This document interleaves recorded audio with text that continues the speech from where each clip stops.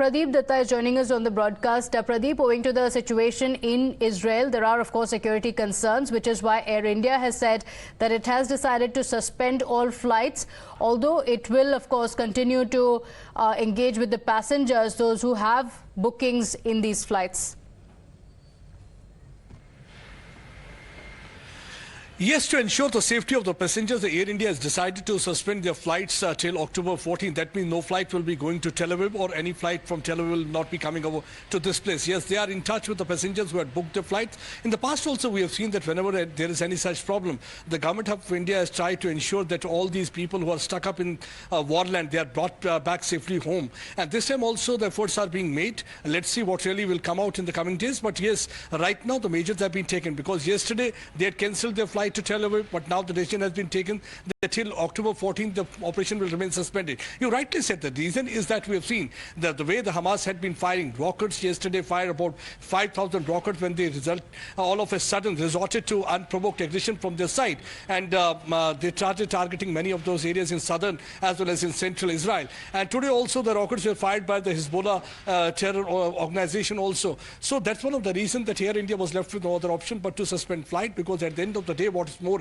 important is the safety and security of the passengers. And already we have seen that a punitive offensive has been launched by Israel. They have started targeting many of the hideouts of Hamas in Palestine areas, and they are trying to decimate them. That the message has been, stern warning has been sent by none other than the Prime Minister of Israel, Benjamin Netanyahu, that they are going to raise all their hideouts to rubble, and they will teach them a lesson, because the war has been started by them and we are going to win war. But so far as India is concerned, because India has already come out with an advisory asking their people to stay indoors, not to freak out, and also to follow all the security norms and stay in touch with the embassy people. They've already come out with the numbers, also emergency number, so that they can get in touch with their embassy people in case of any kind of a problem, because already we had been speaking to some of the students who had been there. And they said that they got in touch with the embassy people through WhatsApp. Their call was responded, and they had been providing them all sorts of assistance. Okay, and that all right. So they will be provided assistance. Stay with us, Pradeep. The Union Minister Meenakshi Lekhi also said that the Indian government is striving to bring back the stranded students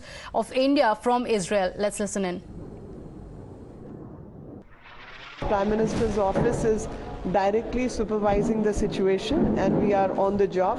Even in the past, many students, including people from Andhra Pradesh, were stuck across. So whether it was Operation Ganga or Vande Bharat, we brought everyone back, and I'm sure Government of India and Prime Minister's office is directly in touch with those people and is working and monitoring the situation. All right. Israel has begun its evacuation operation. The Israeli army, as reported by the media, has announced the evacuation of all citizens living near the border with Gaza within the next 24 hours. That's the update coming in. The residents of Israel who are living along the Gaza border have been evacuated by the army. In fact, evacuation efforts now underway. My colleague Rishabh joining us with that update.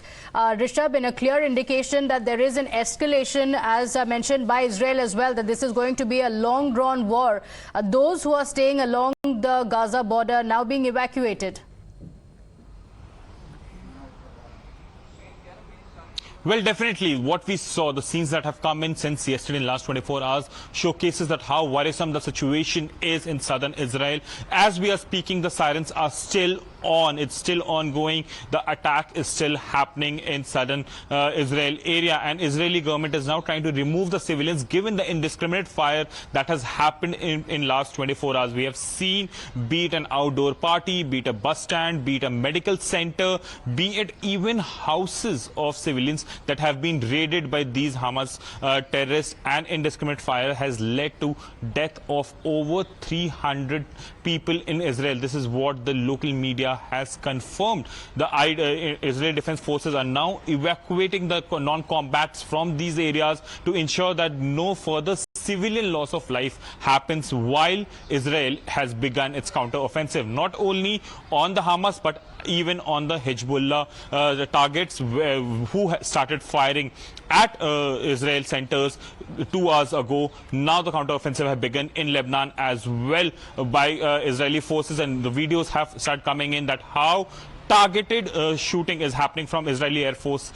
They have killed, the Hamas fighters and leadership in Gaza Strip. The tallest tower of Gaza has been decimated by the F-16s of Israeli Air Force. So now the counter-offensive have begun, but Israel do understand the cost of civilian life, and hence all non-combatants are being removed from southern Israel. Okay.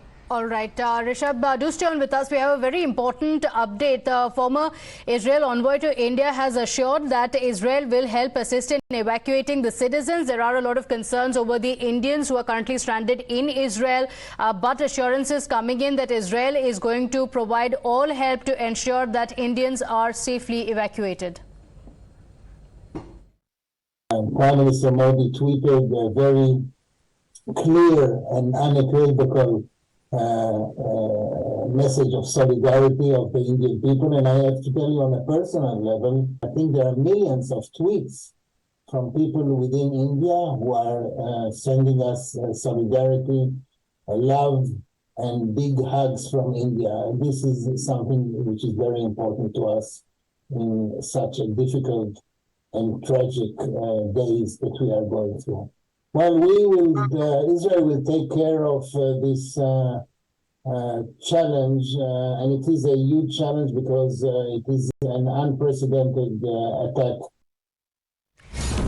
All right, more updates coming in from Israel. The Israel Defense Forces have confirmed that sirens are sounding in the southern Israel area as well. Going across to Pradeep for that update. Pradeep, we are clearly seeing that, the attack came in certain parts of Israel. But as the Prime Minister has said, this is escalating. The Defense Forces have also confirmed that sirens are now sounding in southern part of Israel as well. Yes, you're absolutely right. In fact, the sounds of siren are still being heard in the southern Israel. Reason being that there are still those Hamas fighters who had infiltrated yesterday after that unprovoked aggression from their side. Because we have seen that how they were able to breach fence. They use a subterranean route. They used even sea route, and also they used those motorized paragliders to just enter inside the Israeli territory. And since then, we have seen that they are resorting to operation. They are targeting people. They have paraded them naked. They have even targeted the rave party, and they also entered inside their homes, as my colleague Rishabh was also saying, because that's really a matter of concern that how these people had been targeting the civilians there. So that's one of the reasons that what actually right now the main challenge for the Israeli forces is that one, they have to track down all those people who are inside, like Hamas intruders. Yes. They would track them down, pin them down. And the second is that the fighting between the two sides is still continuing because they are using intermittent firing. Already there had been several videos. And the attack from Hamas also continues. These sirens are part of Israel's air raid siren system, which means that the attack from Hamas side is also continuing, and it has now reached the southern part of Israel as well. Concerning updates coming in, Rishabh and Pradeep, thank you for joining us with those details. We'll continue coming back to you for those updates. Quick break. We'll be right back.